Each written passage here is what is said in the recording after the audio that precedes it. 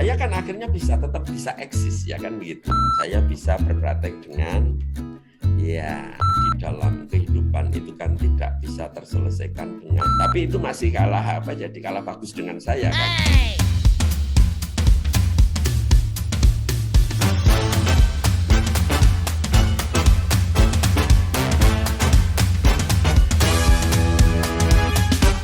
Ya, ini memang jadi agak unik juga ya.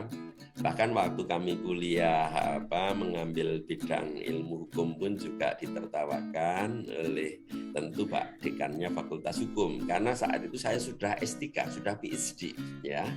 Kok aneh ini ada orang kok sudah tinggal melanjutkan menggunakan ilmu yang didapat aja bisa, kenapa kok harus belajar S1 sarjana hukum kan begitu. Nah, saat itu saya punya pemikiran bahwa yang namanya permasalahan yang dihadapi di dalam kehidupan itu kan tidak bisa terselesaikan dengan monodisipliner. Ya. Bahkan saya kan tidak hanya sarjana hukum, saya juga MM juga, ya kan begitu. Ya, magister manajemen. Nah, ini ternyata betul juga ya. Sekarang kan dalam dunia saat ini dengan era revolusi industri ya, dengan era pandemi COVID-19 ya, saya kan akhirnya tetap bisa eksis, ya kan begitu ya. Di saat orang tidak boleh praktek dokter gigi, saya bisa berpraktek dengan ya sebagai ilmu hukumnya, ya kan, sebagai mediator ya, sebagai pendamping kalau orang yang punya masalah dan seterusnya. Ilmu manajemen saya juga bisa saya lakukan untuk kepentingan saat itu adalah memimpin ya Fakultas Kedokteran Gigi di universitas sebelah kan begitu. Ya, itu ilmu manajemennya kan begitu ya. Nah, ini memang terus kalau tidak salah kan Pak Menteri, Mas Menteri sekarang mencetuskan ada MPKM ya. Di samping bidang keilmuannya, dia harus 20 SKS di luar kan, di luar bidang keilmuannya ya kan gitu. Tapi itu masih kalah kalah bagus dengan saya kan. Kalau saya kan tidak hanya sebagian, tapi sampai gelar sarjananya ya kan begitu ya.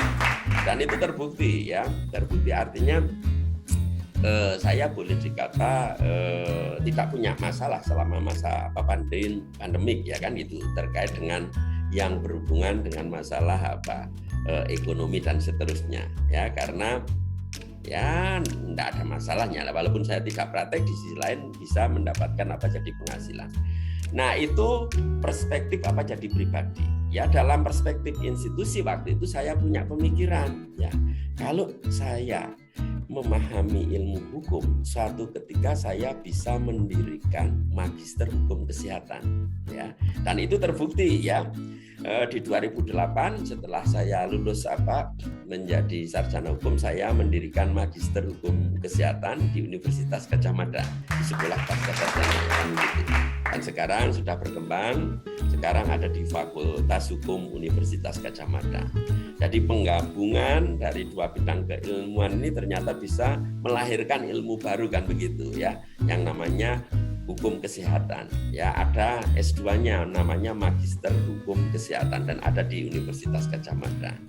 Nah, manajemennya kan penting ya. Kalau jenengan kan pasti paham ya, seorang praktek menjadi dokter gigi itu kalau praktek mandiri kan di samping dia ya berperan sebagai tenaga fungsionalnya, dia juga sebagai pemiliknya, juga sebagai manajernya kan gitu.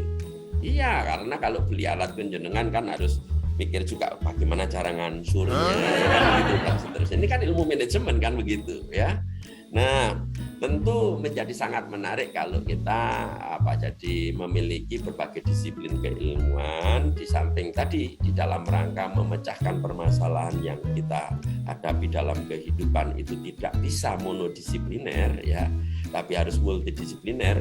Maka menjadi sangat penting ya memahami bidang-bidang keilmuan yang lain di dalam rangka ya menyangga atau mendukung bidang keilmuan utamanya, yaitu kalau saya tentu dokter gigi kan ya, apalagi sekarang kan jadi dekan, menjadi sangat penting kan, ilmu manajemennya guna, ilmu hukumnya juga berguna, terutama kalau memahami jadi regulasi-regulasi yang berasal dari pemerintah, rektor, dan seterusnya. Termasuk di dalam saya membuat SK dan seterusnya.